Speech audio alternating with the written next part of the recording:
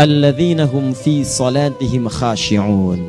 Syarat pertama, kalau ingin mendapatkan surga Firdaus tadi dan kebahagiaannya diturunkan ke bumi, dibawa sampai mati, masuk ke alam kubur lebih bahagia lagi, maka amalan pertama untuk melatih menguatkan iman itu, coba berlatih untuk menunaikan sholat dengan khusyuk. Kalau Anda kerjakan benar sholat ini, maka apa yang Anda dapatkan? Teman-teman ingat betul, saya mau tanya sebentar. Keabadian yang abadi disebut dengan sa'id. Kalau kita ingin turunkan ke dunia percikannya kita dapatkan, usahanya disebut dengan apa? Masih ingat? Aflah itu kalau didapatkan, kata dasarnya apa tadi? Falahun. Lihat baik-baik. Kata Allah dalam Al-Quran tadi, kalau ingin mendapatkan falahun, amalan pertama sholat. Makanya ketika dipanggil sholat, kalimat falah dilekatkan pada panggilan sholat. 5 kali diingatkan. Begitu muadzin kemudian azan memanggil Anda, hayya 'alas shalah. Anda bertanya, ya Allah kenapa kami mesti sholat? Dijawab, hayya 'alal falah. Yuk, pagi yuk. Yang sejati datang sini. Belum dapat sujud, belum dapat ruku, saya berikan.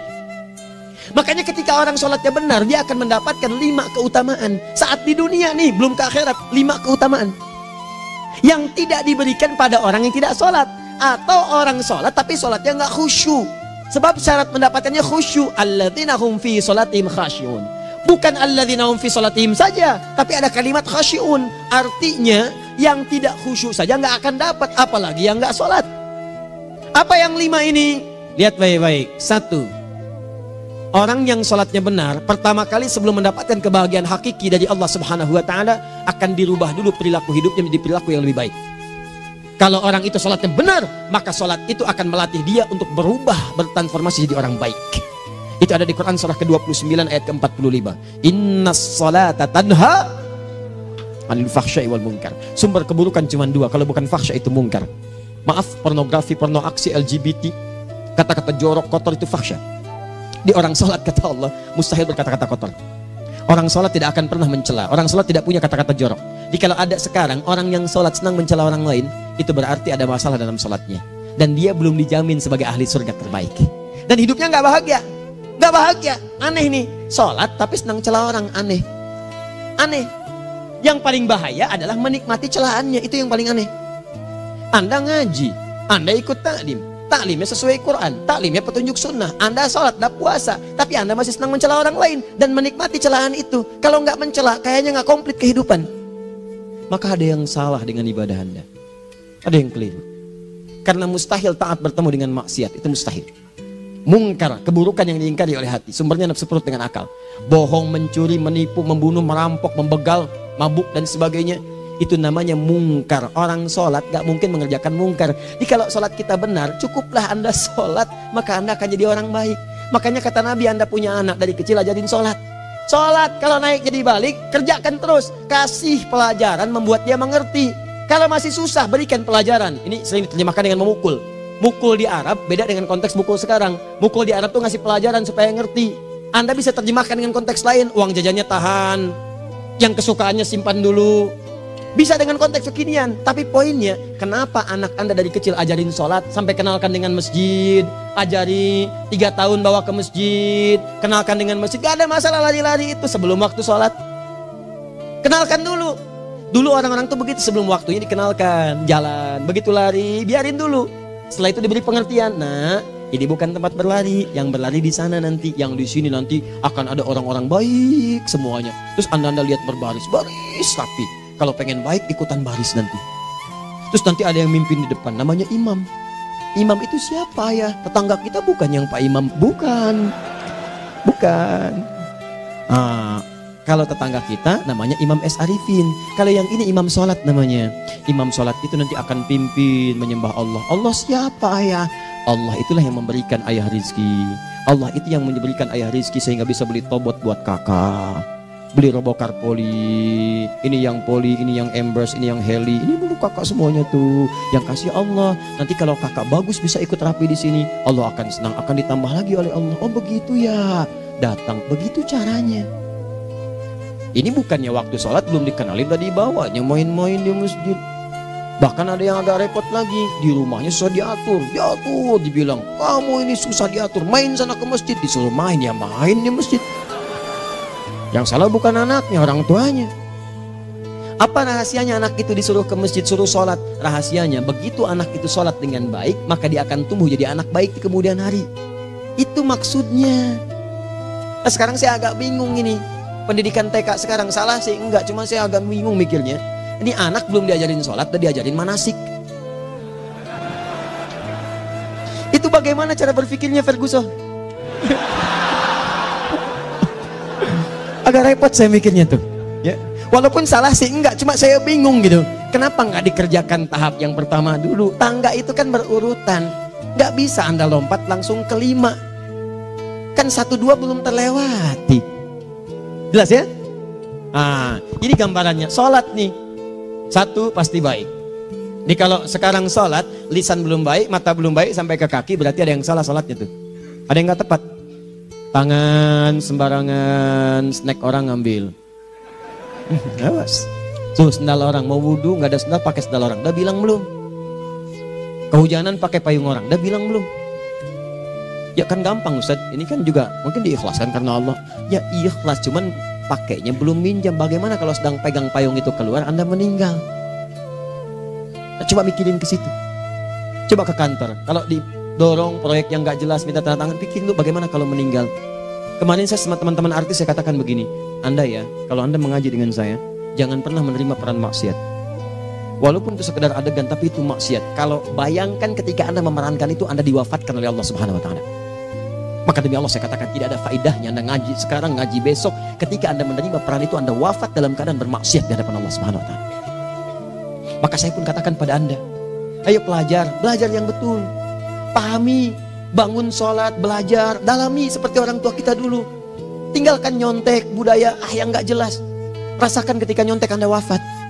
Apa yang Anda dapatkan? Di Libya itu kalau nyontek, di Libya ya, saya pernah sekolah di Libya nih. Itu kalau nyontek di Libya aja dulu. Dan rekornya 100% ketahuan. Begitu sudah selesai, cuma jeda 2 jam, langsung ada panggilan. Si Fulan silahkan datang ke kantor. Apa yang disediakan di kantor sudah siap. Anda diberi waktu 2 jam dari sekarang, siapkan beres-beres koper Anda. Di sini tertulis Anda akan pulang. Tiketnya sudah lengkap, dikawal 2 orang. Dituliskan di situ anak ini nyontek gak boleh kembali ke sini. Libya. Gak ada zero tolerance bagi yang seperti itu, keluar. Kami gak terima di sini. Harusnya begitu. Gak ada faedahnya. Yang kita butuhkan amalan dari ilmu, bukan nilai-nilai itu sementara. Gak ada. Sudah. Nah ini akhirnya begini kualitasnya nih. Tertulis di ijazahnya bagus, cum laude, IPK-nya 4, tapi gak ada aplikasinya. Yang pintar banyak, kita butuh yang baik, pintar yang baik. Sekarang yang pintar banyak, kepintarannya dipakai untuk nipu orang. Itu yang bahaya. Ahli hukum banyak yang dihukum. Ahli ekonomi tidak bisa mengangkat perekonomian. Apa yang salah? Apa yang salah? Ini yang jadi persoalan. Tapi dasar manusia begitu di sidang mulai pakai peci, pakai baju koko, pakai tasbih, ada yang pakai kerudung. Luar biasa. Nih 2. Orang kalau sholatnya benar, Allah akan berikan ketenangan dalam jiwanya. Tenang hatinya. Jangankan musibah kecil, musibah paling besar pun tenang aja dia. Tenang, dia paham rumusnya. Allahu Akbar. Turun Quran. Surah ke-13 ayat ke-28. Ala bidzikrillahi tatmainnul. Yakinkan pada dirimu zikir kepada Allah membuat hati tenang. Di antara turunan zikir amalannya adalah sholat. Dari mana taunya? Quran surah ke-20 ayat ke-14. Innani anallahu la ilaha illa ana fa'budni wa aqimis salata lidzikri. Saya Allah, kata Allah ke Nabi Musa. Tidak ada Tuhan selain saya, sembah saya. Bagaimana menyembahmu ya Allah? Tunaikan salat sebagai zikir kepada saya, zikir. Nah, maka kalau Anda sedang tidak tenang, ayo ke masjid. Banyak zikir itu, baca Quran zikir. Quran surah 15 ayat 9. Inna nahnu nazzalna dzikra. Kami turunkan Al-Quran sebagai zikir. Jadi kalau Anda sedang baca Al-Quran, Anda sedang berzikir. Ibu kalau sedang gak tenang, Bu, gelisah, gak enak, gak usah mengeluh, apalagi bikin status gak karuan. Ibu wudhu, ambil mushaf baca. Begitu sedang baca ada ketenangan dalam jiwa. Berdoa, zikir.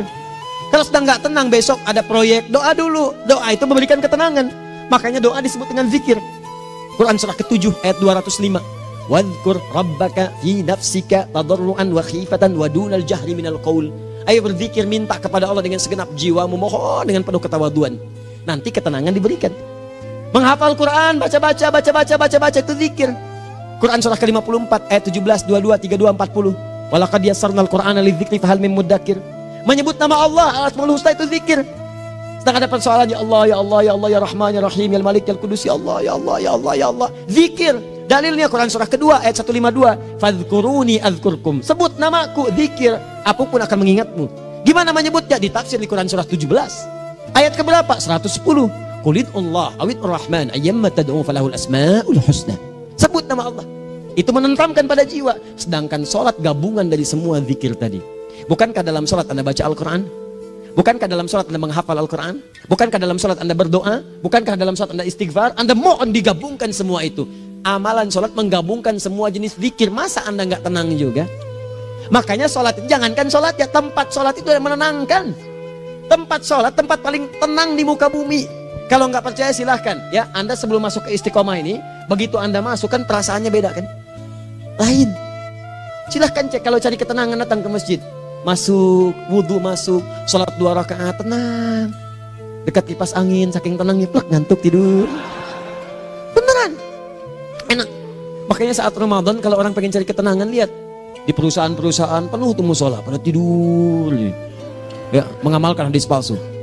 Ya, dia musoim ibadah, tidurnya orang puasa ibadah, hadis palsu. Nah, itu teman-teman. Itu gambarannya tiga. Orang yang salatnya khusyuk benar, itu dijamin langsung oleh Allah Subhanahu wa taala akan dimudahkan semua urusan hidupnya termasuk rezekinya. Itu yang saya katakan.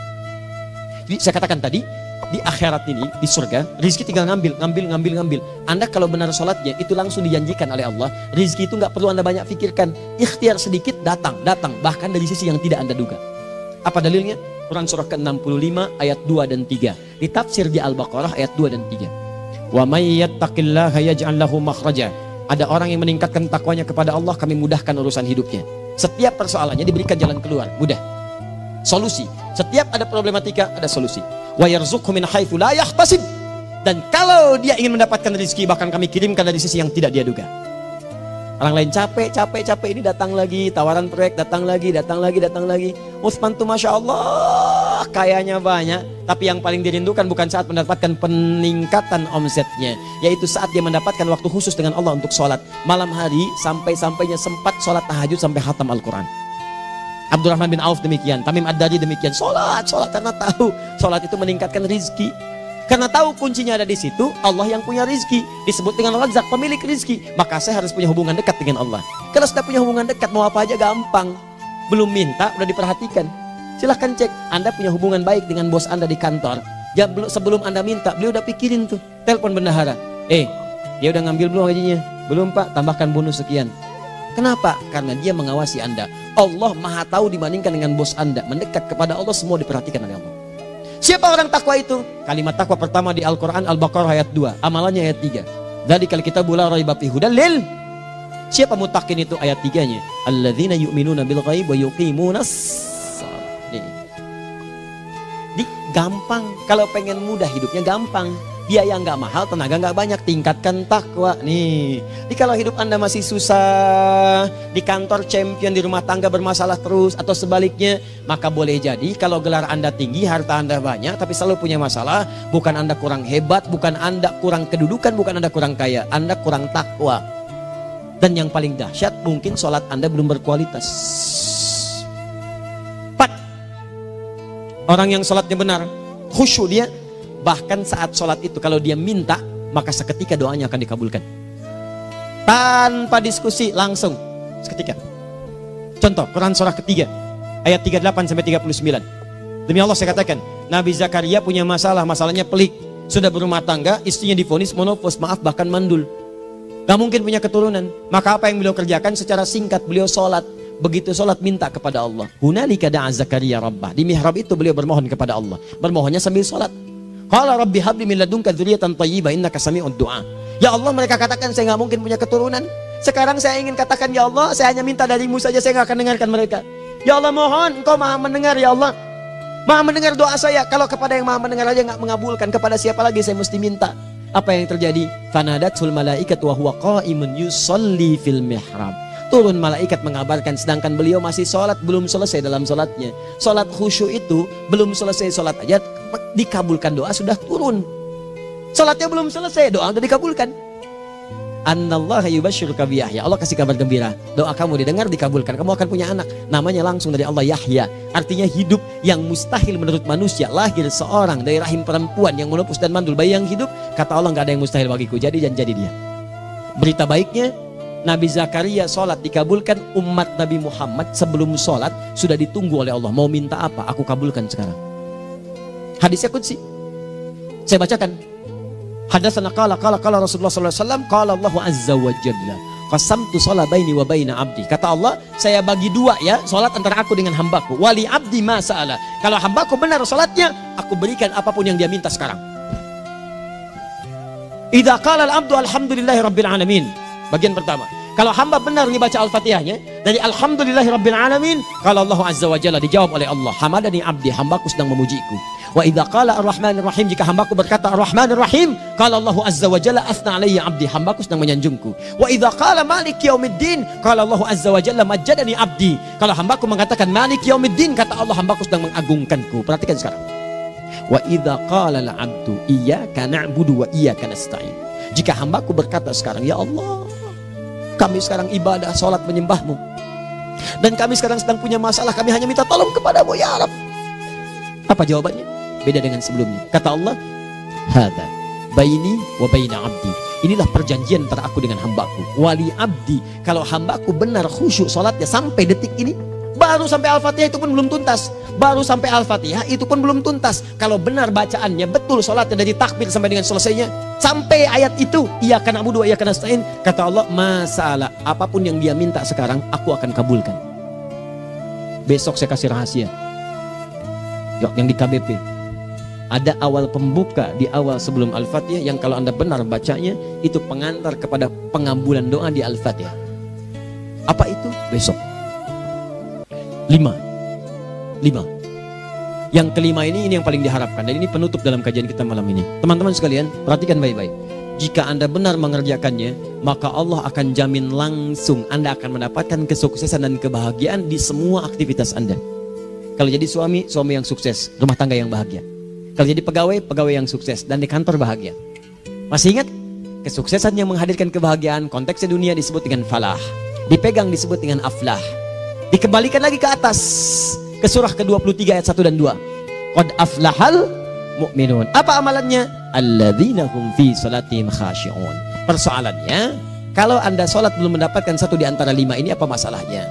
Pertama masalahnya, kata Al-Quran, boleh jadi yang sholat itu belum khusyuk. Apa itu khusyuk? 2 maknanya, dan saya tutup di sini. Apa yang 2 itu? 1, kebanyakan orang sholat masih membawa dunia dalam sholatnya.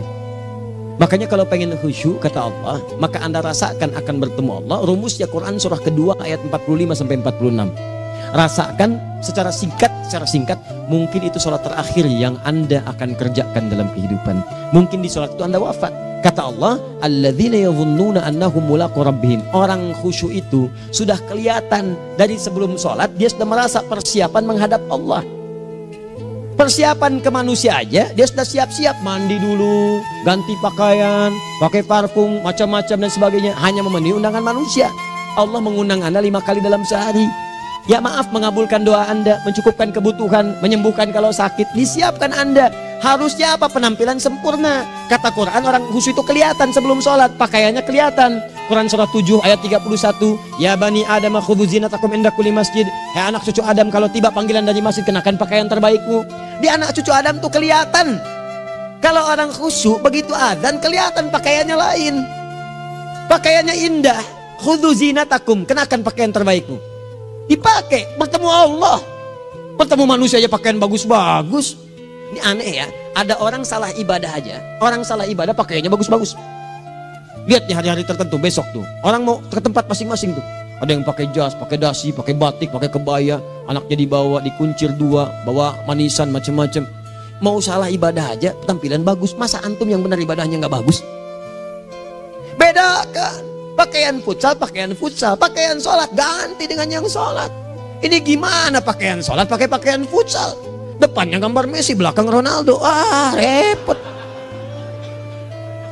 Malaikatnya juga bilang, kamu salah baju, harusnya Luka Modric.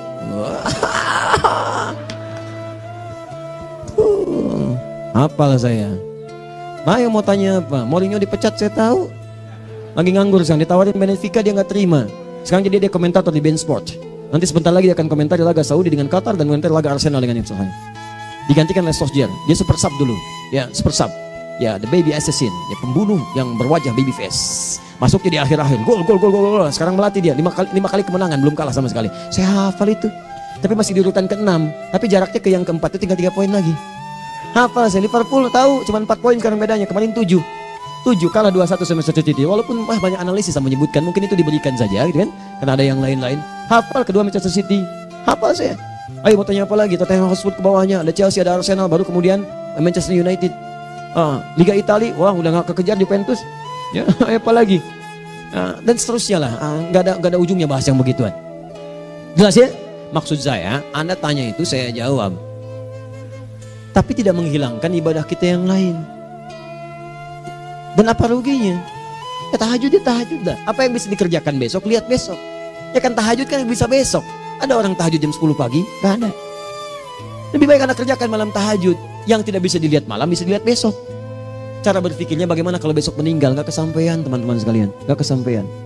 Nah maka dari itu, Anda kalau mau ada panggilan sholat, siap-siap baju yang bagus. Itu sempurnakan. Anda panggilan orang mandi. Panggilan Allah, buka Quran surah 5 ayat 6. Sempurnakan wudhu.